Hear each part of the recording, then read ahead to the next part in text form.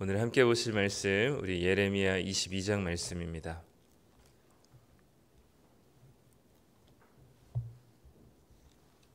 구약성경 1085쪽에 있습니다.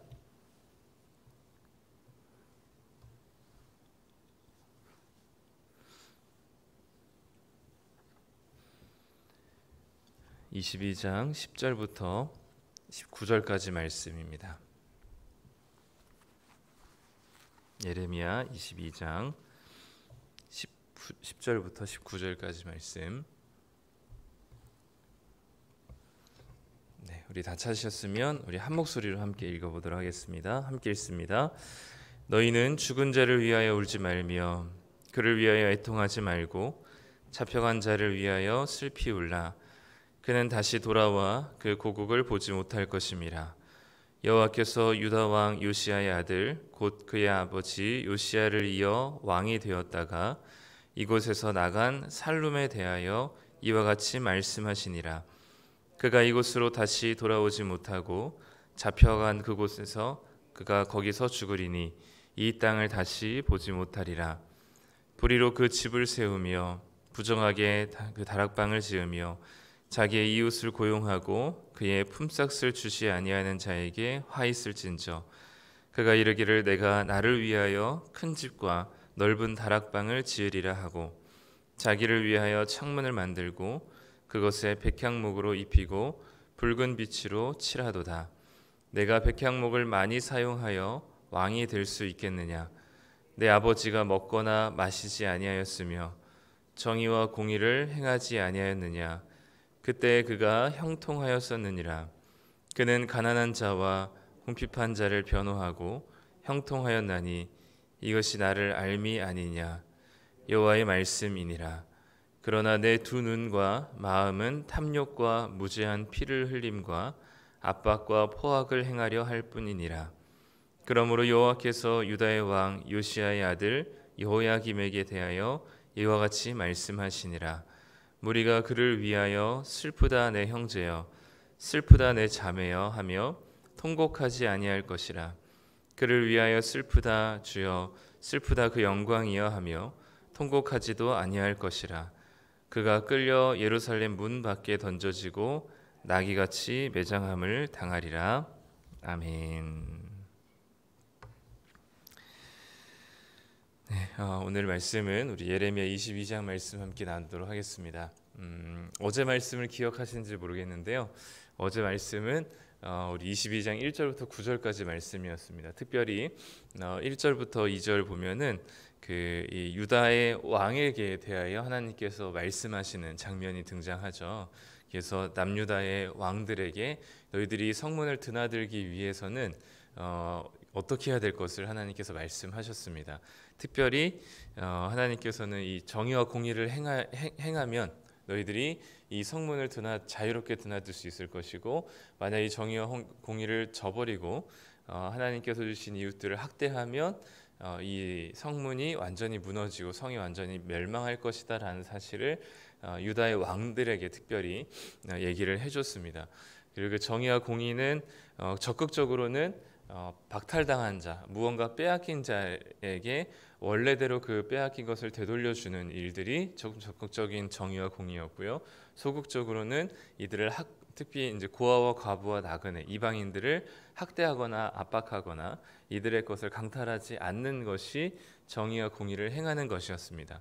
그래서 왕들에게 주신 하나님의 이 22장에서의 조건은 딱 하나, 정의와 공의를 행하는가였습니다. 왜냐하면 하나님이 정의와 공의의 하나님이시기 때문이죠. 그래서 나중에 이 성문이 무너졌을 때 그 옆을 성을 지나가는 사람들이 뭐라고 이제 그 성이 왜 무너졌는지를 이야기하냐면 이들이 우상 숭배했기 때문이다라고 얘기합니다. 근데 22장 맥락에서는 이들이 우상 숭배한 것과 하나님의 정의와 공의를 행하지 않은 것이 곧 하나님을 섬기지 않는 것과 같은 것으로 이제 취급을 하는 것이죠. 그래서 하나님을 사랑하고 이웃을 사랑하는 것이 우리 신약 시대에도 그리스도인들에게 주어진 왕 같은 제사장인 우리들에게 주어진 이 요구이고 하나님이 주신 우리에게 이 삶의 모습이라면 당시 이 남유다 왕들에게도 하나님께서는 동일하게 하나님의 정의와 공의를 행하는 것이 이들의 멸망을 가름하는 아주 중요한 기준이 되었다 말씀드렸습니다. 그래서 선지서에 보면은 이스라엘이 멸망한 건 딱 두 가지입니다. 한 가지는 우상 숭배, 한 가지는 이 고아와 과부와 나그네와 같이 돌봄이 필요한 이들을 오히려 학대하거나 이웃을 사랑하지 않은 죄. 이 두 가지, 하나님을 사랑하지 않고 이웃을 사랑하지 않은 죄가 바로 이 이스라엘이 멸망한 핵심적인 죄이죠. 이게 전부입니다, 사실은. 그리고 예수님도 이 두 가지가 구약의 율법의 전부라고 말씀을 하셨죠. 거기에 이어서 이제 오늘 드디어 10절부터 19절에서는 이 남유다 왕이 정말 하나님의 말씀대로 정의와 공의를 행했는지 아니면 그렇게 하지 않았는지를 보여주는 예언인 것 같습니다. 특별히 오늘은 시기적으로 언제인지는 정확하게 알 수는 없지만 아마도 추정하자면 요아스라는 왕이 이 죽고 난 직후이라고 이제 여겨집니다. 요시야 왕이죠.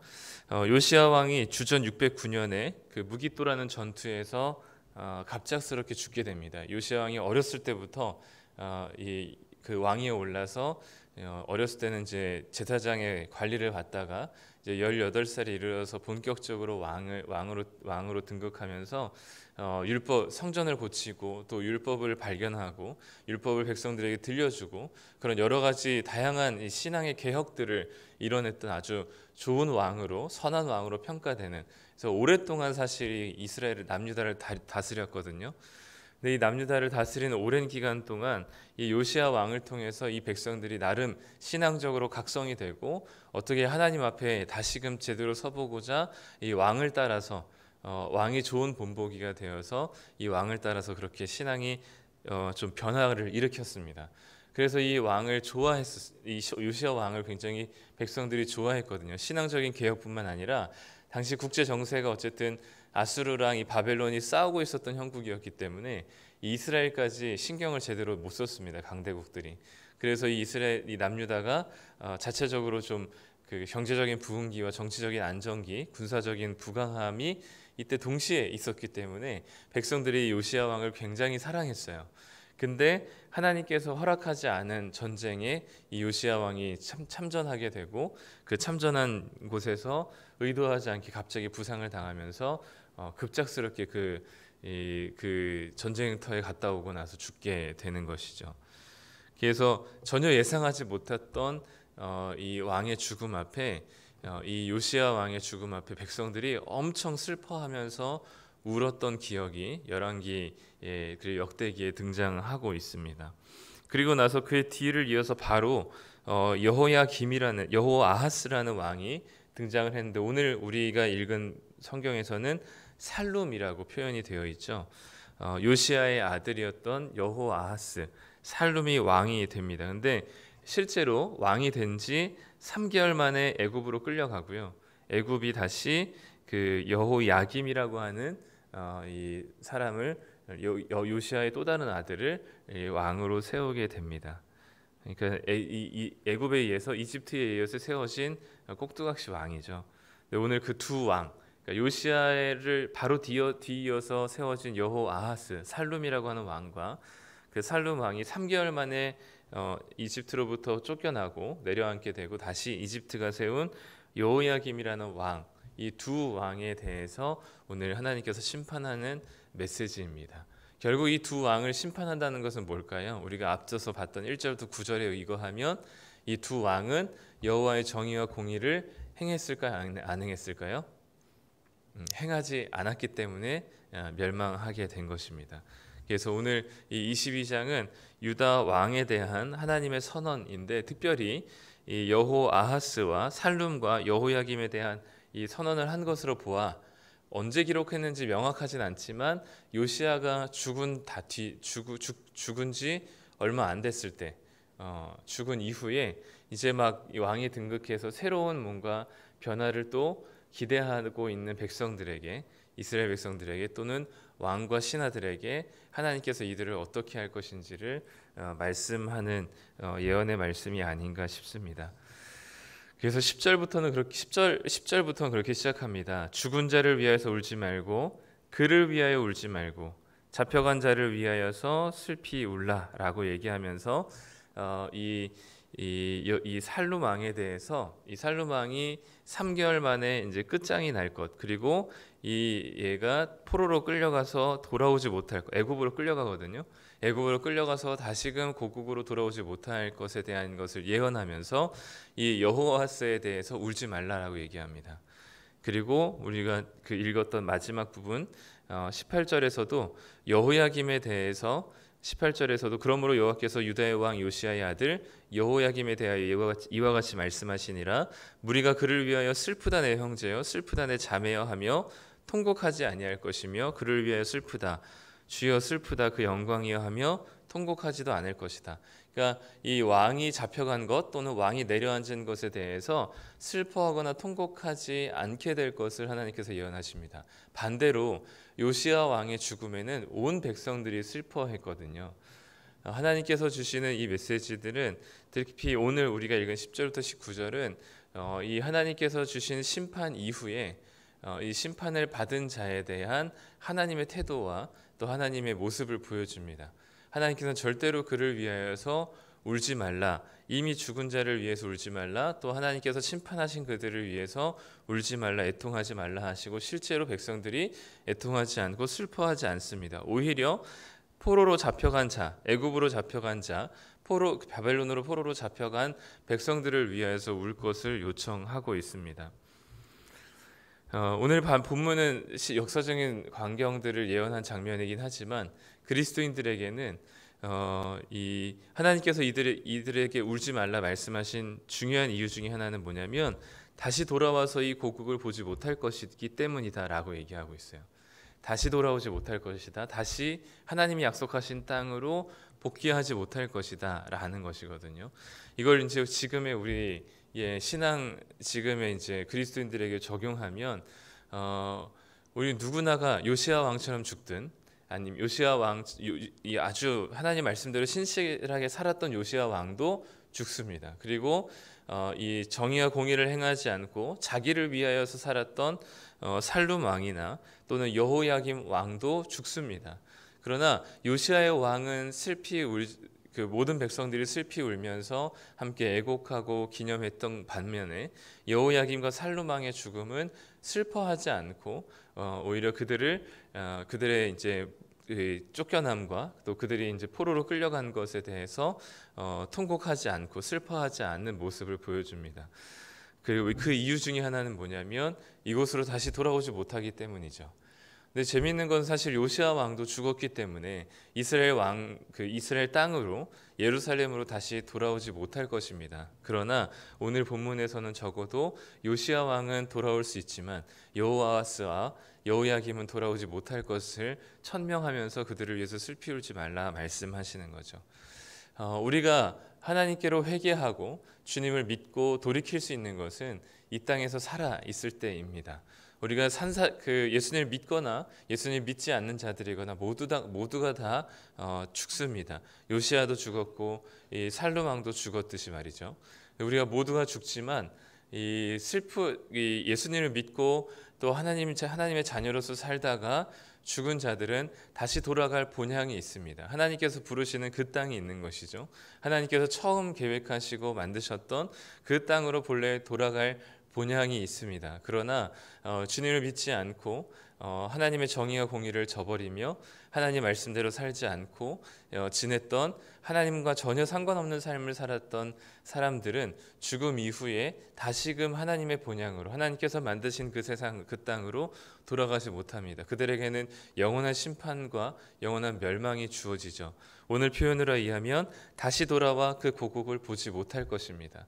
그렇기 때문에 그들을 위해서는 더 이상 슬피 울 것도 없고 통곡할 것도 없이 영원한 심판과 저주만 있을 뿐이죠.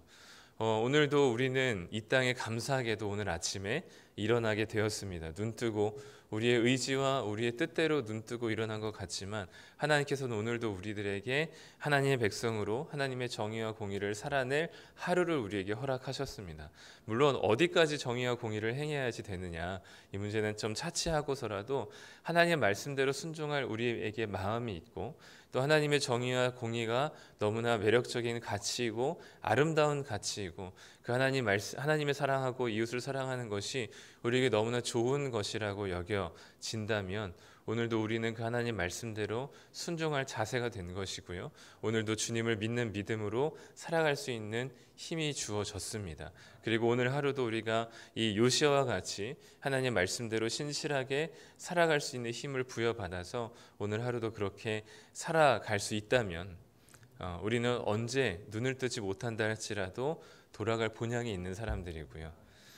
혹여나 우리가 하나님 말씀이 그렇게 매력적이지 않고 하나님을 사랑하고 이웃을 사랑하는 것보다 우리 나를 위해서 살아가는 것이 훨씬 더 내가 이롭다 여겨지고 그것이 내가 살아가는 이유가 된다면, 그것은 우리가 자리는 이 자리를 채운다 할지라도 본질적으로는 하나님을 믿거나 하나님의 자녀로서 살아가는 것이 아니라는 생각이 들고요. 그렇다면 언제 우리가 다시금 눈뜨지 못할 이 내일을 장담하지 못하는 세상 속에서 우리는 돌아갈 본향이 없는 사람들이 되는 것입니다. 그렇기 때문에 오늘도 우리를 이 땅에서 눈을 뜨게 하신 하나님께 감사하고, 이것이 지나가면 사실 우리는 다시금 돌이킬 수가 없습니다. 하나님께서 이스라엘 유다 왕들에게 너희들이 하나님의 정의와 공의를 행할 때 성문을 드나들 것이고 그렇지 않을 때는 너희들이 드나든 성이 완전히 무너질 것을 말씀하셨던 것처럼 오늘도 우리는 이 땅에 있을 때가 우리가 주님께로 돌이킬 수 있는 기회이고, 또 이 땅에 있을 때가 우리가 하나님의 정의와 공의를 행할 수 있는 시간들입니다.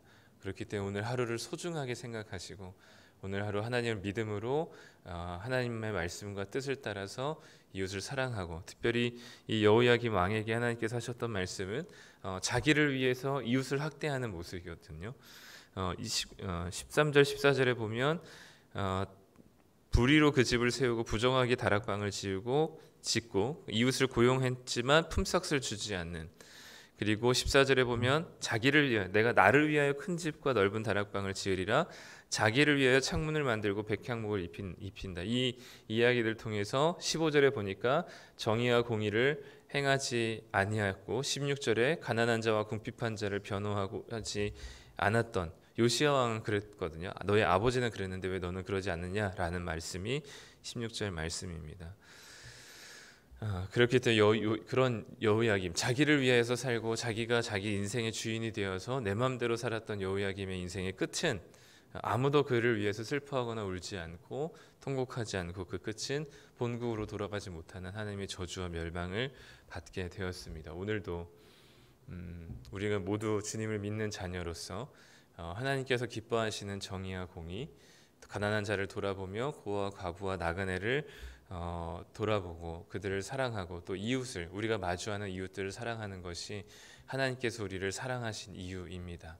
그래서 우리가 그 주님의 사랑을 충분히 받았다면, 그 은혜를 우리가 안다면 오늘 하루도 그렇게 이웃을 사랑하시고 하나님의 정의와 공의를 행하시며 날마다 하나님께서 주시는 그 본향을 생각하고 기대하며 살아가시는 우리 성도님들이 되시기를 간절히 축복합니다. 기도하겠습니다. 하나님 감사합니다. 하나님 말씀대로 살았던, 또 하나님의 정의와 공의를 행했던 요시야 왕도 죽고 살룸 왕과 요야김 왕도 죽습니다. 그러나 하나님 말씀을 따라 순종하고 하나님을 사랑하며 하나님의 형상의 이웃들을 사랑하며 가난한 자를 돌아보는 그 정의와 공의를 행했던 요아스에게는 돌아갈 본국이 있지만 자기를 위해서 살며 자기 삶의 주인으로서 자기가 마음대로 자기 인생을 살았던 여호야김과 살룸 왕은 본국이 없기 때문에 그들을 위해서 슬피 울 자가 없었습니다. 하나님, 오늘도 우리가 이 땅에서 다시금 이 아침에 눈을 뜨게 하신 것은 하나님의 은혜인 줄 압니다. 주님의 은혜로 우리가 다시금 이 하루를 살아갈 은혜를 얻었으니 오늘 하루도 주님의 말씀을 따라 하나님의 정의와 공의를 행하는 하나님 나라의 자녀, 하나님 나라의 백성 되게 하여 주시옵소서. 우리는 늘 본성이 내 나를 위하여서 살고 자기 이익을 위해서 사는 자들입니다. 그런 우리들에게 본성을 거슬러 하나님의 성품을 따라 이웃을 사랑하며 하나님을 사랑할 수 있는 자들 되게 하여 주셔서 또 이 하나님을 사랑하고 이웃을 사랑하는 이 귀한 가치가 우리에게 아주 아름답고 매력적인 가치가 되게 하여 주시옵소서. 오늘 하루도 주님이 주신 시간들 사랑하느라 사랑하는 것으로 아까운 시간들, 사랑하기에도 아까운 시간들 되게 하여 주셔서 오늘 하루도 넉넉히 사랑할 줄 아는 자, 하나님 말씀대로 순종할 줄 아는 자 되게 하여 주시옵소서. 늘 우리가 돌아갈 본향을 기억하며 기대할 수 있는 자 되게 하여 주셔서 하나님께서 부르시는 그날 기쁨으로 우리가 그날을 다시금 하나님께 나아갈 수 있는 자들 되게 하여 주시옵소서. 감사드리며 예수님의 이름으로 기도드립니다. 아멘.